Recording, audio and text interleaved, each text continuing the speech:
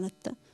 Балдар негизи азыр коомдо тарбиялоодо маалымат массалык каражаттар абдан чоң мааниге ээ болуп турган убакта бүгүн жанагы рекламалык роликтер, рекламалык жарнактар байма бай жарыяланып атат.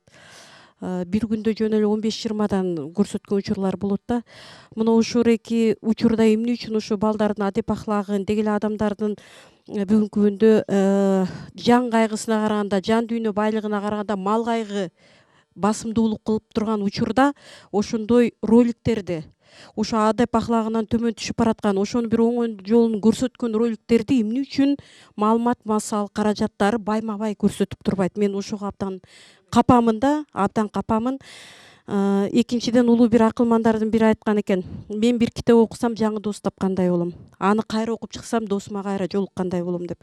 Бүгүнкү күндө бүгүн ушул тарбиябыздын жоктугу ушул китепти окубай калганыбыздын бирден бир себеби. Муну менен катар айткым келип атат: Манастан артык булак жок.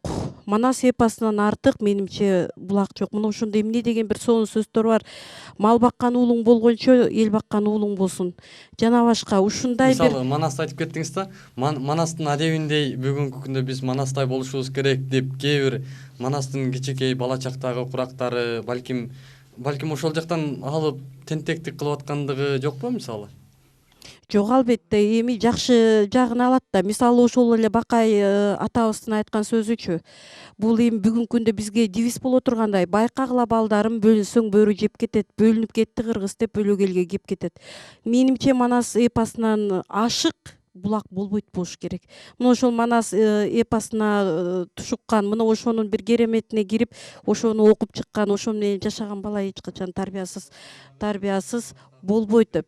Албетте жакшы багыттарын алып, эми баланы да тандоого дагы улуулар сөзсүз түрдө жардам беришибиз керек да.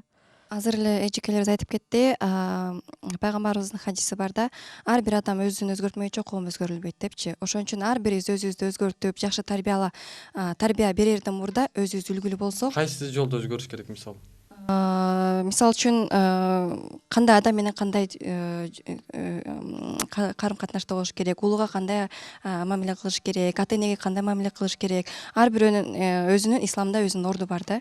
Ошо бирөөгө тарбия берер мурда өзүбүз тарбиялуу болушубуз керек. Силерге бир могу схеманы көрсөтүп койгум келип атат да. Мисалы үчүн мен могу жерде математикада окутам да, себеби аларды символика менен түшүндүрсөң абдан жеңил болот да. Балдарга суроо берем: мына пирамида эмне үчүн пирамиданы алдым дейм да. Көрдүңүздөр, тарбиялык мааниси эмне? Балдар айтыша албайт. Египеттин пирамидасын баардыгы билет, айтса да айтпаса да. Ал түбөлүктүүлүктүн, туруктуулуктун белгиси. Ошон үчүн алдым. Айлананы сызам, айланын бул бүтүндүк. Бул баарыбыз бир бүтүн нерсебиз. Бирок дайыма экиден экиге бөлүнөбүз. Арам, адал, жакшы, жаман, жана башка деген. Мен бир бурчуна илимди алам, илим алдыңар барыңар, философия окудуңар, даанышмансыңар.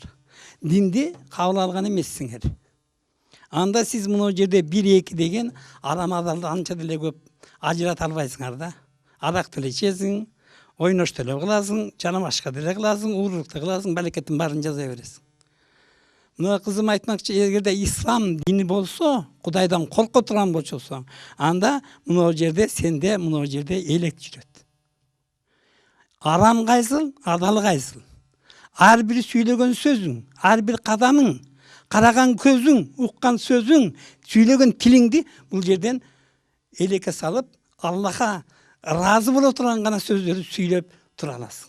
Ошондуктан динсиз жашоо мүмкүн эмес. Динсиз жашоо бул айванчылык болуп эсептелет. Мына урматтуу телекөрүүчүлөр, сиздер балага тарбияны ким бериш керек деген теманын негизинде биздин агайларыбыздын, эжелерибиздин ой пикирлерин уктуңуздар.